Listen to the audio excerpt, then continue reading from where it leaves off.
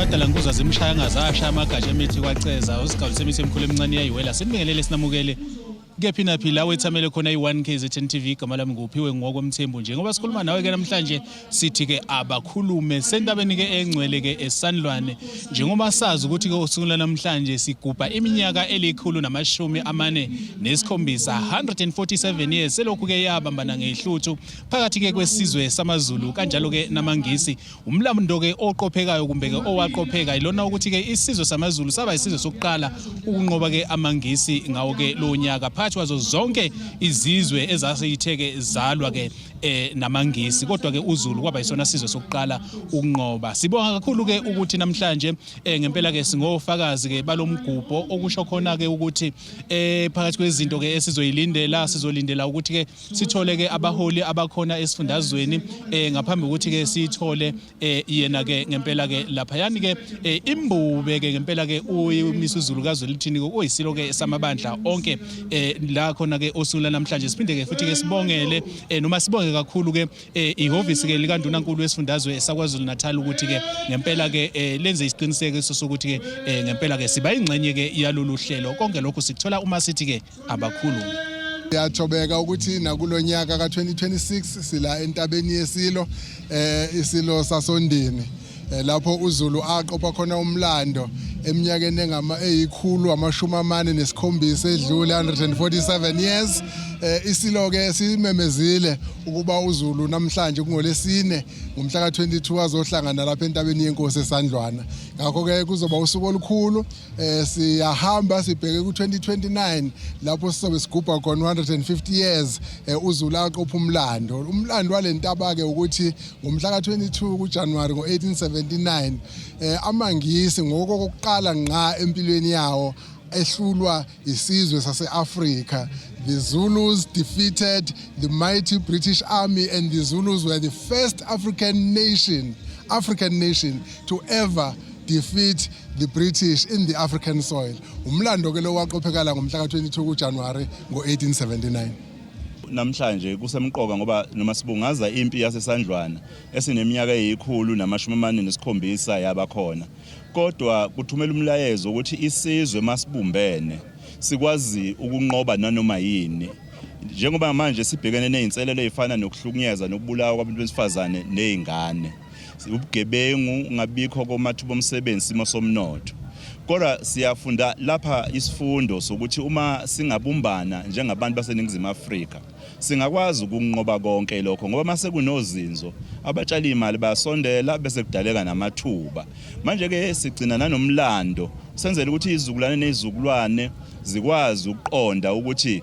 amaZulu akwazi ukunqoba babehlome bezingovolo ngamavolovolo nanezibhame ezinkulu nephethe nje umkhonto namahawu kodwa bakwazi ukunqoba ngenxa yani babebumbene amandla lawo okubumbana nanoma imobunholi mayeqonda ukubaleka kokubumbana uyakwazi ukuthi ngempela umlayezo ngaso sonke isikhathi uhlale umemezela ubumbano ukuze sikwazi ukuthi sakhe isizwe esibumbene futhi esokwazi ukunqoba noma iziphi inselelo.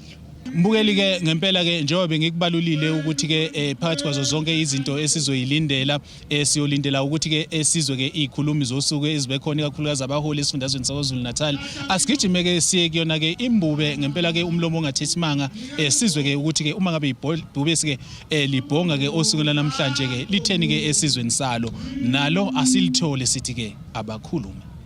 Sethayihlo omidlamado Owaliwa yezwe hlanga lwamakho Sethayihlo omidlamado Owaliwa yezwe hlanga lomhlaba Usethayihlo midlamado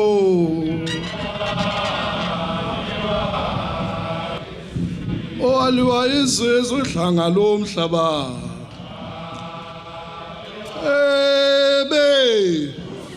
uZulu wonke lo uZulu wonke lo uZulu wonke lo uZulu wonke lo wathinta uZulu udakwe yini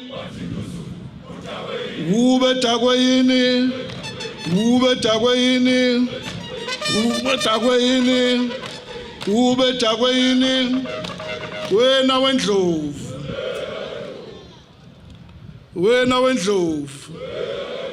bayede onakaqasa likawasa komesengwa ivyo onakazayidlotlo komethandwa ziba usuke eduze komuntu omyagulelwa fulathela ubombo lwabhidlika khulumisa uluthwethwe lapha kumabhunu kekwezonto ubhuti balokhwashakhwasha bathi zikelelo zokumkwigipha amakhalane kayisaluswengwe seluswendlondla kithi lapho kokhetho omthandayo umthunduluka ovuthwe ngenala ngakwathayise emdlokombala vume ntaba uvukudla amadoda umlandeli webhodocotsayo socijile magwaza loshaya izaququ impi eqhathwe ngumathanga ekiki obezalwa ngumaswabhule lapha kwamgilije emashini eqhatha ngesinqe ngoba esaba ukungena ethwele ihloko ledlukulu siyihlangu simaqhapha yebo sinamanxeba siyigudla ivuna ndaba ngiyesaba ukubiza ngegama ngoba untabankulu langakazi inkosi yakithi enaleni eshawude ushampion mahlati kwezephephandaba mthethe kojamuhla busamila sibekele ondlunkulu yakwadlashiye ngolelo koliphesha mzaco ikhomba manguni nangu sejamile phela ubhejana emama waphesheya uzusiza usiqoqolelo ukuna kandaba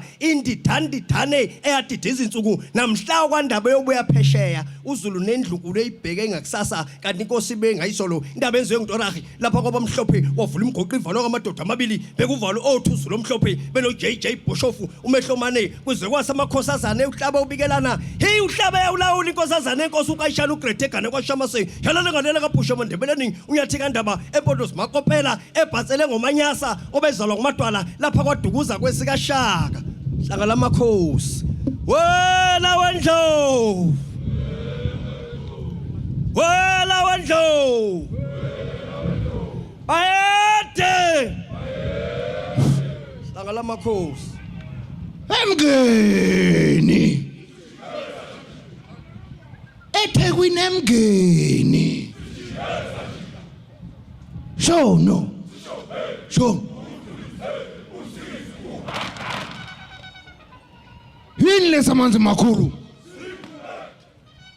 yini lesamanzi makhulu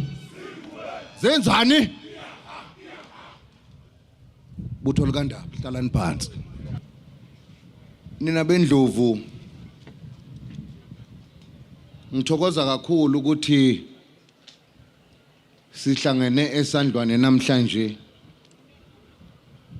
la khona sikwazi ukuthi sihlanganise siwuZulu sihlangane amakhanda washo umdlungumbani wathi hlangana mhlathokaza nayo Zulu omnyama kakusiqali lokho abantu bofika kulelizwe kumdlukumbane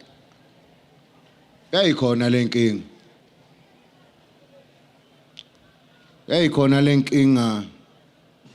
sedlula kuyo isikhona ke futhi manje ngesikhathi sami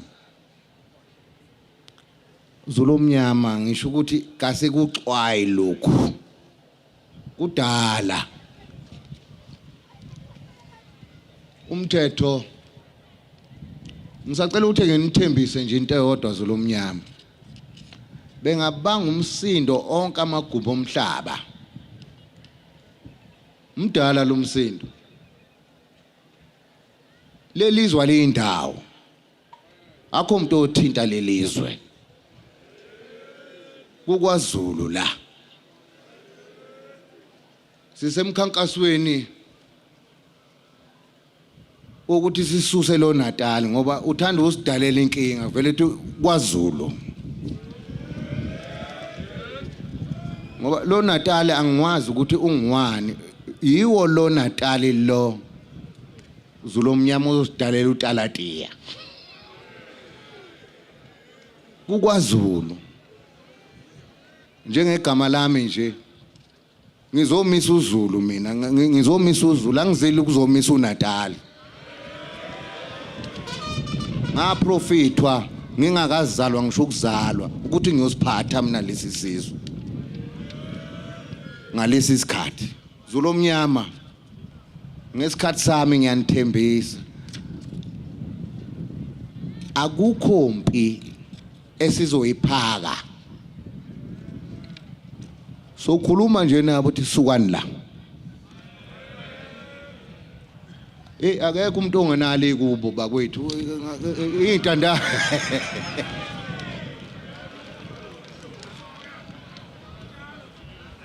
kodwa Zulu omnyama sikhumbule futhi ukuthi siphakathi komkhosi wokweshwama ngisafakwe ingubo emlonyeni angikwazi ukuqeketha kakhulu inhlambelo isemanzi liyakhumbula ibutho mhla ngelikhipha ondini ngomsombuluko ukuthi inhlambelo isamile Zulu omnyama niyakhumbula yothi ke mase kusho inhlambelo bese sihlala phansi ke sikhuluma indaba zakwaZulu nezwe lethu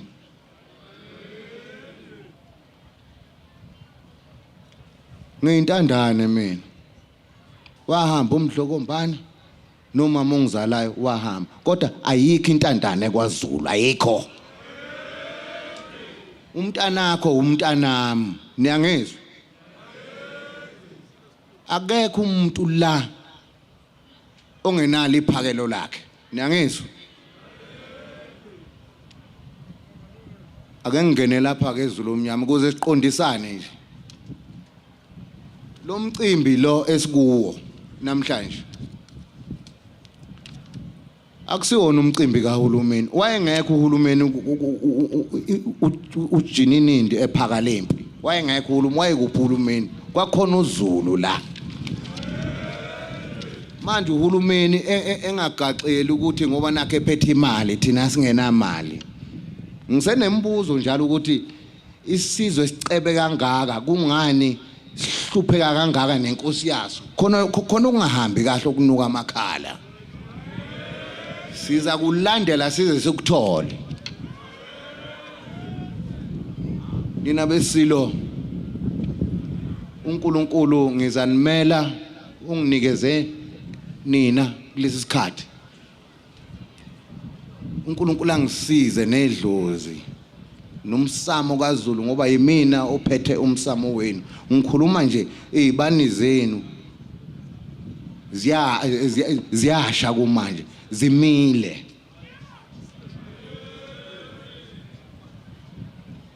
Zulu omnyama indlela zimhlophe angizukwanda kakhulu ngoba nedlozi liyoze lingishaye ngenhlonipho lokhu okwenzakala eDington ay siyalimala lapho kodadewethu hey bawaqomile lamakwelekwele